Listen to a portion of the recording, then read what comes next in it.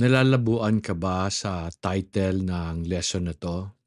Embrace Rejections. How can we embrace rejections na ang sakit-sakit ma-reject? Sabi ko sa lesson 7, when you insist on doing what you want maski parati siyang mali, people will reject you. They will start to avoid you, tapos pag hindi na sila nakatiis, they will confront you. So it is just best to learn from your failure and decide to be better so that people will not reject you. However, there are times when people will reject you for no valid reason or at least para sa'yo hindi sila valid. Maski wala kang ginagawang mali sa mata ng Diyos o sa mata ng ibang tao, nireject ka nila kasi ayaw nila sa'yo. Just like the story of Joseph. Remember Joseph? Yung tao who saved Egypt from 7 years of famine? Joseph was a special son kasi he was the first child of Jacob kay Rachel. Si Jacob have 4 wives. Si Rachel ang pinakamahal niya. However, for a long time, wala siyang anak kay Rachel. Pero finally, God showed mercy kay Rachel, so dumating si Joseph. Joseph had another brother from his mother. Pangalan niya si Benjamin. Pero si Joseph had 10 other brothers from the 3 other wives of his father. Because Joseph was Jacob's son from Rachel, he became his father's favorite. Siya ang parating nasa tabi ng tatay niya, pero siya din ang taga-sumbong kung may ginagawang kalokohan ang mga kapatid niya. To differentiate Joseph from his brothers, si Jacob made a multicolor coat. So because of this coat, nainis yung mga kapatid niya kasi pinagyayabang din ni Joseph na special siya. Tapos there was also a time when si Joseph shared his dream. And in his dreams, he said he saw his parents and brothers kneel and bow before him. So sabi siguro ng mga kapatid niya, ang yabang naman ito. Sa buwisit nila, binenta nila si Joseph as a slave to Egypt. Friends, may tanong ako sa iyo. Ikaw si Joseph. Wala kang malaking kasalanan against your brothers. Mayabang ka lang. And the other thing that they don't like about you is that you are their father's favorite. How would you feel? Ako, I would feel depressed and magagalit ako. What made Joseph's situation worse is that I am sure he was waiting for his father to rescue him. You see, hindi naman niya alam na pinatay siya ng mga kapatid niya before his father. After selling him to the merchants who are going to Egypt, sinabi nila sa tatay nila na si Joseph kinain ng leon and showed a bloody multicolored coat. So while Joseph was in Egypt, I am sure every day he was waiting for his father to rescue him. Pero no one came. How would you feel if you were Joseph? Ano mararamdaman mo nung hindi dumating yung tatay mo? Sakit, no?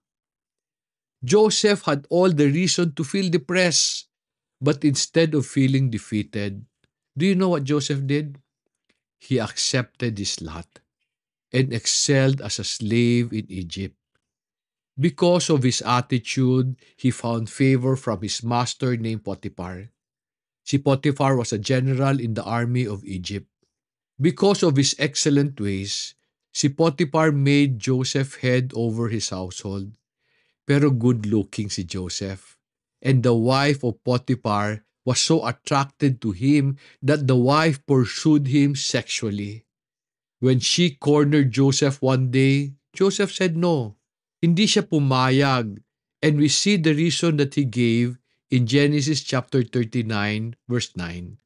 We read, and Joseph said, "There is no one greater in this house than I, and he has withheld nothing from me except you, because you are his wife.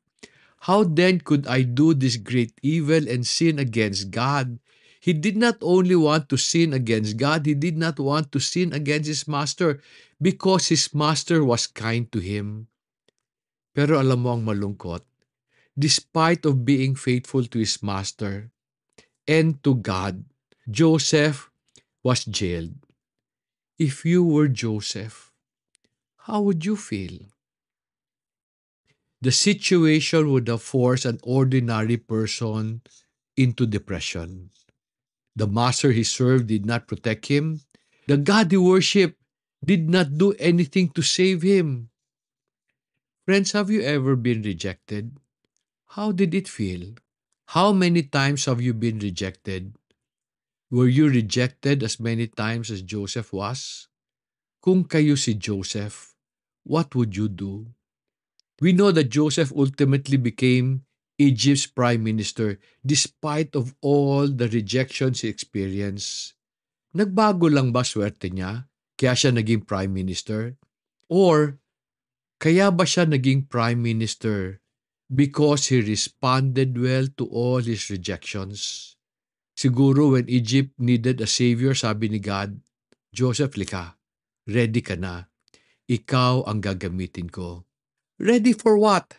I will explain this later. Friends, people will reject you for their reasons. They will reject you when they see something wrong with you, something that they do not like. You may not necessarily be in sin, pero pag ayaw nila ang approach mo sa kanila or pagdala mo sa sarili mo, they will reject you. When they reject you, they are just telling you, ayaw ko sa style mo, ayaw ko sa approach mo sa akin, or approach mo sa buhay. Alam mo, like failure, rejection is not necessarily bad because it allows us to improve on our character. So therefore, when you are rejected, do not get angry. Instead, ask, why did they reject me? Try to know what attitude you need to change or trait you need to improve so that they will accept you. The internet tells us today that we should do what we want regardless of what people say. Maski ma-reject ka, total naman hindi naman sila ang pinagsisilbihan mo. Ako naman, I disagree. While I do not believe in doing things to please people, I believe I need to be sensitive to what people say kasi baka meron silang sinasabi na importante sa akin na makakatulong to make me a better person.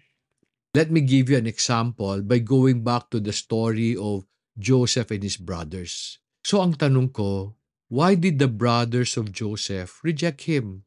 Since he was the favorite son of their fathers, he carried himself with a certain level of arrogance.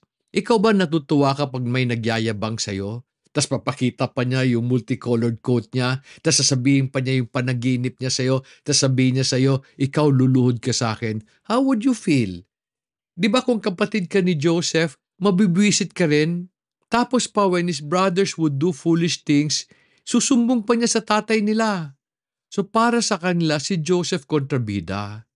He would often boast about the special things he have and made them feel inferior.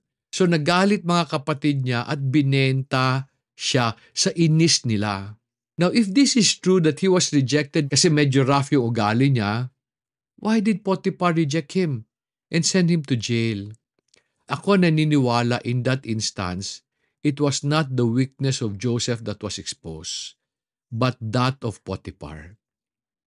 When he sent Joseph to jail because of his wife, it exposed kung sino talaga ang general sa bahay nila. Pagdating ni Potiphar sa bahay, nagbabago na ang general, yung misis na. And this is true for many couples. While astig yung tatay sa labas, pagdating sa bahay, ang astig yung misis niya. However, while we can explain why Potiphar sent him to jail, ang hindi ko maintindihan, why did the God who Joseph worshiped did not do anything to save him? Ako naniniwala God did not save him because God needed Joseph to experience being a prisoner to be an effective prime minister later. You see, when he was saving Egypt, he had to use prisoners and slaves to plant and keep the food they would need to survive the 7 years of famine. God allowed Joseph to go through all his rejections to strengthen his character and make him an effective leader and steward for the Lord. God knew about the famine even before Joseph came to Egypt, even before he revealed this to Pharaoh. Since he was young, God had been preparing Joseph. Mabuti na lang, Joseph would respond well to all the difficulties and rejections God allowed him to go through. Ikaw, are you responding properly to the rejections God is allowing in your life?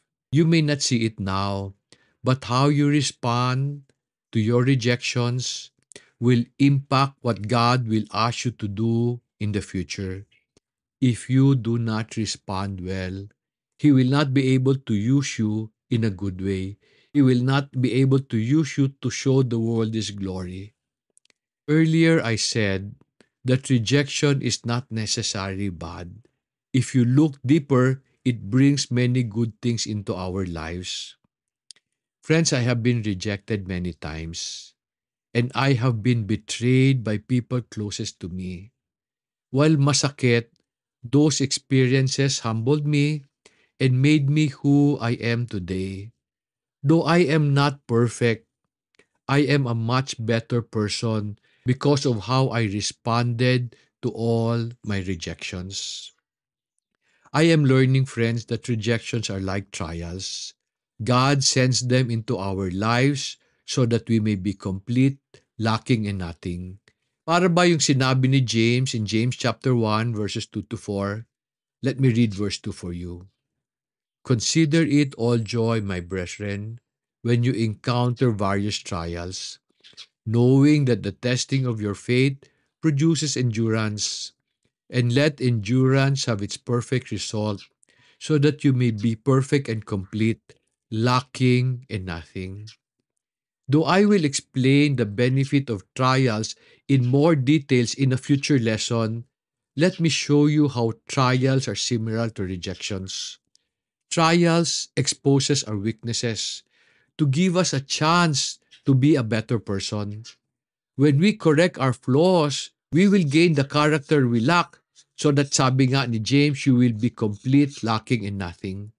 Rejection, on the other hand, exposes our offensive ways. If we accept na mali yung ginagawa natin, we can improve. And when we improve, we will be accepted and not be rejected. When we agree with what our trials and rejections expose, we will grow as a person and be better prepared for whatever good things God has for us. When we respond to our rejections properly, we will give God a chance to put us in position of great influence so that He can bless many people through us. Parang yung story ni Joseph. However, if you do not allow people to expose your weaknesses by running away from people who reject you, you will never deserve something better from the Lord. Friends, as I close, I want you to know that I am learning this. Failure improves our skills, but rejections grows our character. Sana natulungan kita through this lesson. Sana naturuan kita how to respond to your failures and your rejections properly because you deserve better. Friends, kung natulungan kita, as always, will you help me help others also? Will you tell your friends and family members who need to go through this lesson series also? Tell them about what God has taught you through this lesson so that together we can build a fruitful future for our children and their children's children. Maraming salamat for listening. May God bless you.